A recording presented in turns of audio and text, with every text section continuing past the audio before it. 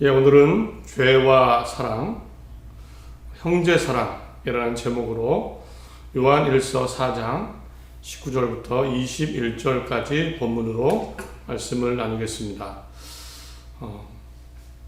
사람은 누구나 칭찬을 좋아합니다. 혼이 나거나 잔소리, 충고 듣는 것 좋아하는 사람은 별로 없습니다. 반면 칭찬은 고래도 춤을 추게 한다, 이런 말이 있을 정도로 격려와 칭찬을 사람들은 더 좋아합니다. 설교에 대해서도 마찬가지입니다. 축복의 메시지를 더 좋아합니다.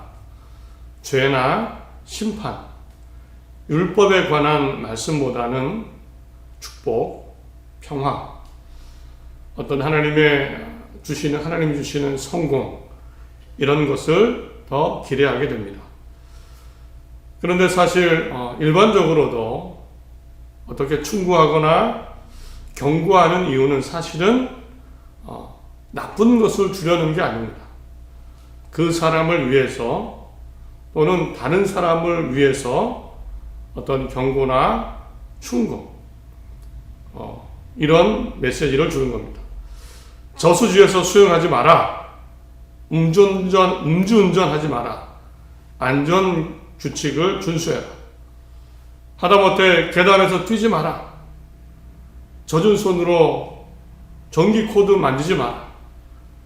뜨거운 냄비는 조심해서 옮겨라. 사실은 보호하고 도와주고 지켜주기 위해 이런 경고와 어떤 충고를 주는 겁니다. 당연히 마찬가지로 죄와 심판에 관한 메시지나 하나님의 율법이나 명령들도 사실은 부담을 주거나 괴롭히려는 어떤 올가매려는 목적이 전혀 아닙니다. 하나님이 우리를 위해서 하신 겁니다. 하나님이 좋은 것을 주시려고 죄와 심판의 말씀을 주신 것도, 율법을 지켜라, 이 말씀대로 살아라 하신 것도 사실은 우리를 괴롭히거나 지배하시고 조종하시려는 것이 아니라, 하나님은 정의와 공의로우신 분이기 때문에, 의로우신 선하신 분이시기 때문에 하나님이 이런 공의, 정의, 선 가운데 하나님의 사랑을 누려라, 하나님의 은혜와 복을 누려라, 이것이 하나님이 명령과 율법, 죄를 경고하신 이유입니다. 익히 모세는 이것을 너무나 잘 알고 있었습니다. 그래서 이스라엘 후손들에게 가나안 땅에 들어가서 이제 새로운 땅에서 살아야 되는 이스라엘 민족들에게 이렇게 얘기합니다. 신명기 30장을 보면 내가 오늘 하늘과 땅을 불러 너희에게 증거를 삼노라. 내가 생명과 사랑과 복과 저주를 내 앞에 두었은즉 너와 내 자손이 살기 위하여 생명을 택하고 내 하나님 여호와를 사랑하고 그 말씀을 청종하여 하며 또 그를 의지하라. 그는 내 생명이시요 내 장수이시니 여호와께서 내 조상 아브라함과 이삭과 야곱에게 주리라고 맹세하신 땅에 내가 거주하리라. 모세는 긴 설교를 여러 번 합니다. 그리고 이렇게 말합니다. 너희에게 이제 생명과 사망, 복과 저주의 말씀을 옆에 두었다. 이 율법과 말씀대로 살면 생명과 장수가 있을 것이다. 들어가는 땅에 안전하게 거주하며 살게 될 것이다. 사실은 하나님의 축복과 하나님의 은혜, 사랑을 위한 율법, 명령, 말씀, 또 죄에 대한 경고였던 겁니다. 이런 메시지 흐름은요, 신약 성경에서도 동일합니다. 죄를 멀리하라는 말씀이 참 많죠. 하지 말라고 하신 말씀, 정말 힘든데, 어려운데도 하지 마라, 또 이렇게 해라라는 말씀이 분명히 신약 성경에도 많습니다. 그 이유도 동일합니다. 오늘 요한일서를 나눌 텐데, 요한일서 1장 3절에 이렇게 요한은 얘기합니다. 세 번역으로 읽어드리면 우리가 보고 들은 말을 여러분에게도 선포합니다. 우리는 여러분도 우리와 서로 사귐을 가지기를 바라는 것입니다. 우리의 사귐은 아버지와 또 그의 아들 예수 그리스도와 함께하는 사귐입니다. 사실 이렇게 이야기하는 이유도 여러분도 우리처럼 하나님과 교제하고 사귀게 하기 위해서, 예수님과 함께 살아가도록, 예수님과 정말 진정한 사귐이 있게 하기 위해서 이 말씀을 드립니다 라고 얘기한 겁니다. 하지 말고 이렇게 하지 마십시오. 절대 죄를 범하지 마십시오. 신앙을 지키십시오. 우상 숭배하지 마십시오. 잘못된 신앙을 경계하십시오. 그 이면에는 하나님의 사랑과 은혜가 있습니다. 그러므로 어떤 부담되는 말씀을 들을지라도 성경에 나오는 어떤 건 정말 힘들어, 어려워, 어떤 거부감이 심지어는 될 수 있어도 이렇게 이해하고 받는 것이 중요합니다. 나를 위한 말씀입니다.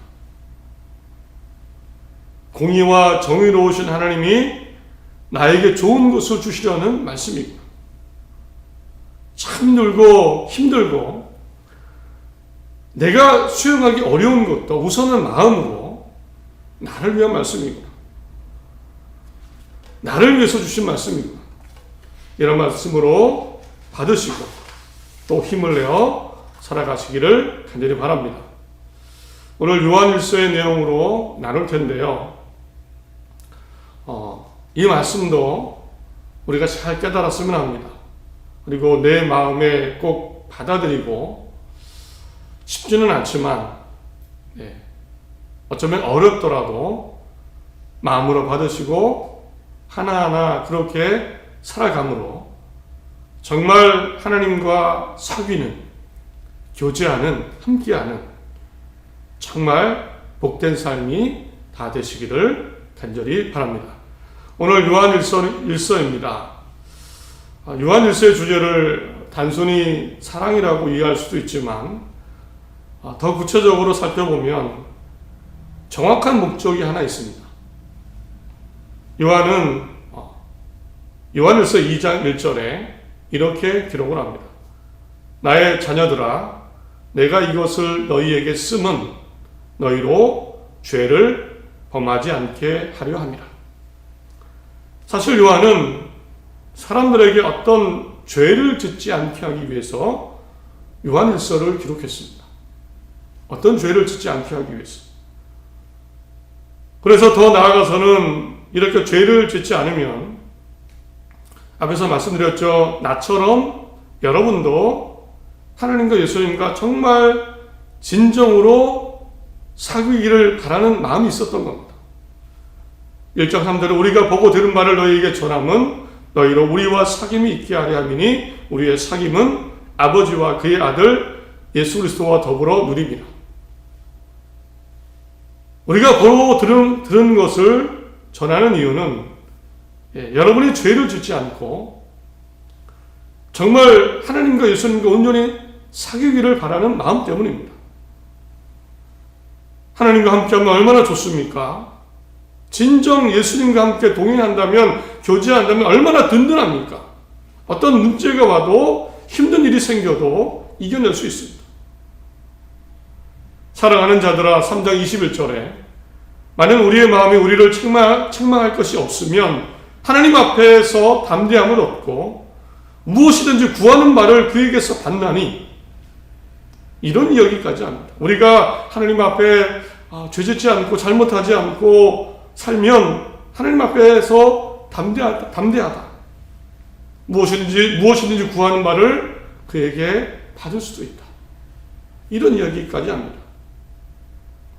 하나님과 죄를 범하지 않고 하나님과 예수님과 사귀며 또 필요한 것을 하나님께 받으며 누리며 그렇게 사는 삶을 요한은 다른 사람도 그렇게 살기를 바랬습니다.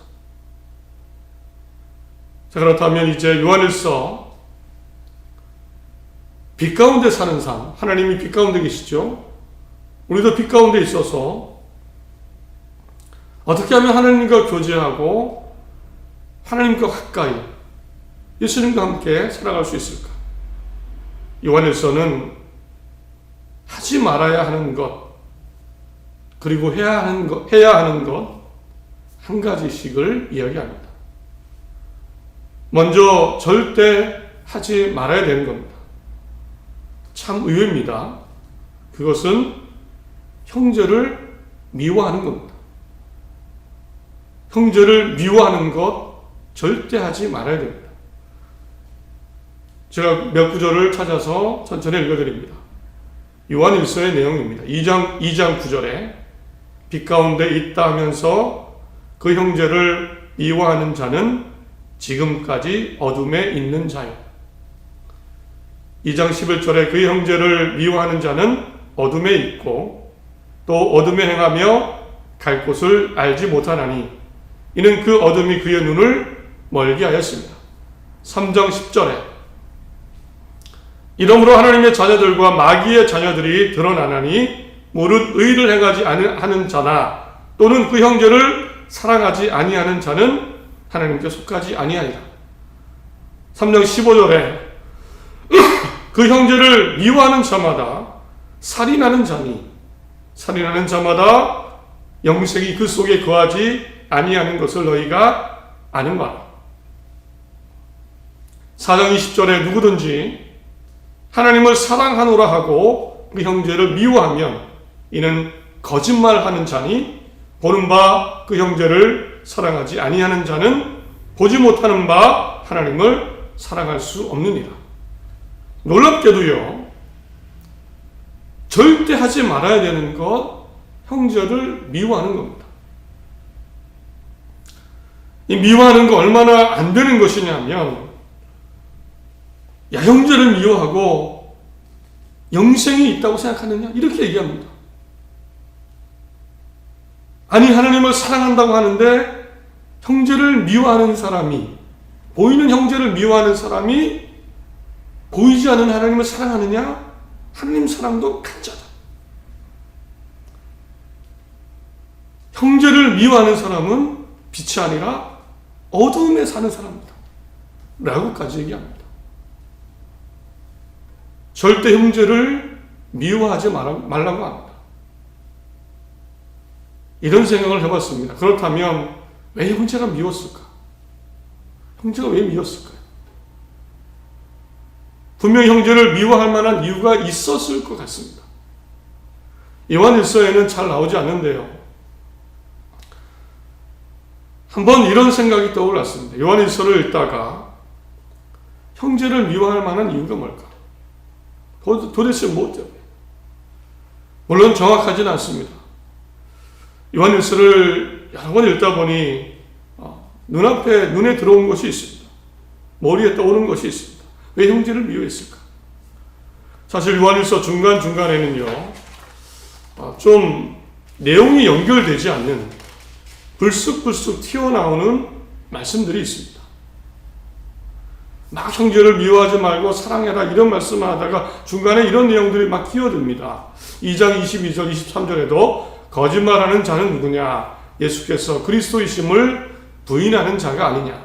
아버지와 아들을 부인하는 그가 저 그리스도시니 그러니 아들을 부인하는 자에게는 또한 아버지가 없으되 아들을 시인하는 자에게는 아버지로 있느니라. 3장 23절에도 그의 계명은 이것이니 곧 그 아들 예수 그리스도의 이름을 믿고 그가 우리에게 주신 계명대로 서로 사랑할 것이니라. 참 뜬금없게도요, 중간중간에 형제를 미워하지 마라 이런 말씀을 하다가 예수 그리스도의 신앙이 나옵니다. 하나님의 계명을 이야기하다가도 갑자기 예수님은 그리스도시다 이런 고백을 합니다. 사실 내용이 잘 연결되지 않습니다. 형제를 미워하지 마라, 형제를 사랑하라. 그러다가 중간에 갑자기 예수 그리스도를 부인하면 안 된다. 예수님은 그리스도시다. 이런 생각을 하다가 물론 제 마음에 떠오르는 생각입니다. 이런 스토리가 마음에 떠올랐습니다. 왜 형제를 미워했을까? 사실은 가족, 형제, 어떤 친한 친구, 소중한 사람, 아니면 교우 중에도 예수님을 부인하는 사람이 있었던 겁니다. 심하게는 예수님은 가짜다. 예수님이 어떻게 구원자냐? 어떻게 부활이 있느냐? 엉뚱한 소리다. 어떻게 예수님 믿으면 구원받느냐? 어떻게 죄가 용서되느냐? 내 친한 형제, 가족, 친구, 또 교우 중에 이렇게 예수님을 부인하는 사람이 있었던 겁니다. 그러다 보니 갈등이 일어나고 싸움도 일어났겠죠. 가족 간의 갈등, 막 나를 공격하기도 하고요. 나를 힘들게 하기도 하고. 그러다가 나도 미움과 분노가 생기기도 하고. 이제 내 마음도 하나님을 믿느냐, 예수님을 믿느냐 보다도 이제 싸움과 분쟁이 내 마음에 더 커집니다. 이런 상상을 해봤습니다. 형제가 믿겠죠. 나는 은혜 받은 게 있는데, 나는 하나님을 믿는데, 나는 예수님의 구세주이심을 믿는데, 사람들은 나를 무시하고, 내 신앙을 방해하기도 하고, 내가 가짜라고 하고, 갈등이 일어나고, 다툼이 일어나고요. 어쩌면 나를 바보라고 생각하고, 잘못 살고 있다고 얘기도 하기도 하고, 마음의 갈등과 또 미움이 일어나기도 하고, 여러 가지 감정들, 부정적인 감정들이 생겼을 겁니다.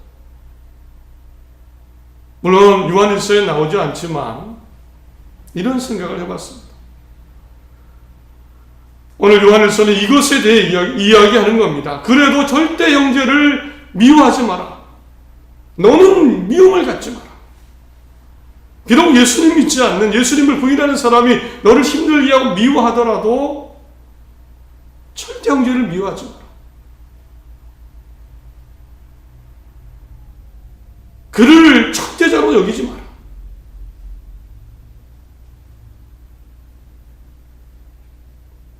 형제를 미워하지 마라. 절대 하지 말 것, 형제를 미워하지 마라. 그래서요, 이제 더 나아갑니다.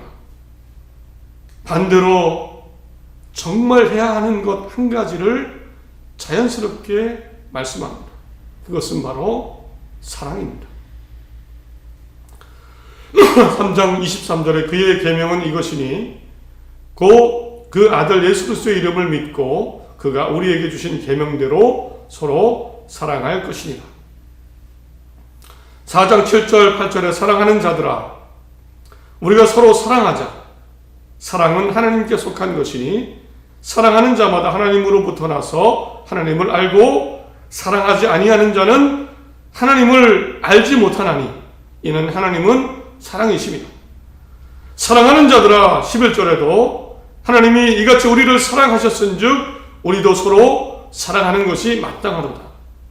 20절 21절에 사랑하는 누구든지 하나님을 사랑하노라 하고 그 형제를 미워하면 이는 거짓말하는 자니 보는 바 그 형제를 사랑하지 아니하는 자는 보는 바 보지 못하는 바 하나님을 사랑할 수 없느니라. 우리가 이 계명을 주께 받았나니 하나님을 사랑하는 자는 또한 그 형제를 사랑할지라. 결국 얘기합니다. 형제를 미워하지 말고 그 형제가 심지어 예수님을 부인하고 내 믿음을 힘들게 하고 나를 업신여기고 나를 무시하고 나를 바보라고 할지라도 나는 괜찮다. 그 마음으로 형제를 사랑하라. 내가 아무리 하나님을 믿고 예수님을 진짜로 믿어도 형제를 미워하면 그것은 가짜라는 마음을 가져라.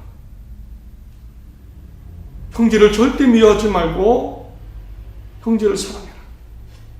그래야 내 믿음과 사랑도 진짜 사랑이고 진짜 믿음이다.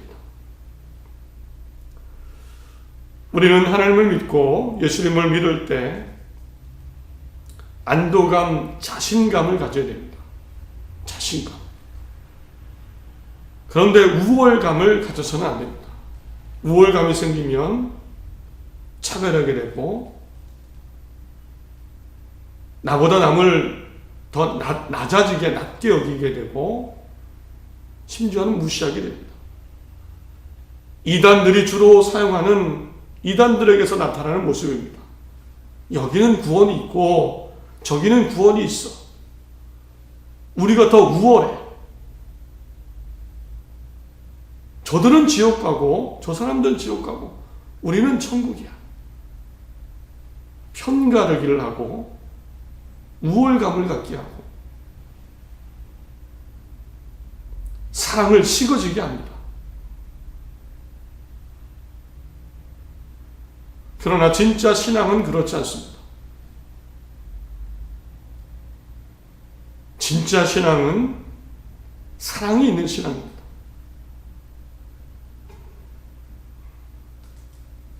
이렇게 보니까 정말 하나님을 믿는 신앙은 얼마나 좋은 겁니까? 심지어 하나님께서는 예수님을 부인해도 그를 사랑하라고 하신 겁니다. 얼마나 정말 좋은 겁니까? 그죠? 교회가 세상에 미움받을 이유가 사실 없습니다. 오히려 칭찬받아야 되죠. 왜 저 사람들 저렇게 사랑이 많을까? 심지어 하나님조차도 괜찮다고 하셨습니다. 괜찮다. 너희는 사랑만 해라. 형제가 어떤 모습이라도, 형제가 어떤 상태라도 사랑만 해라.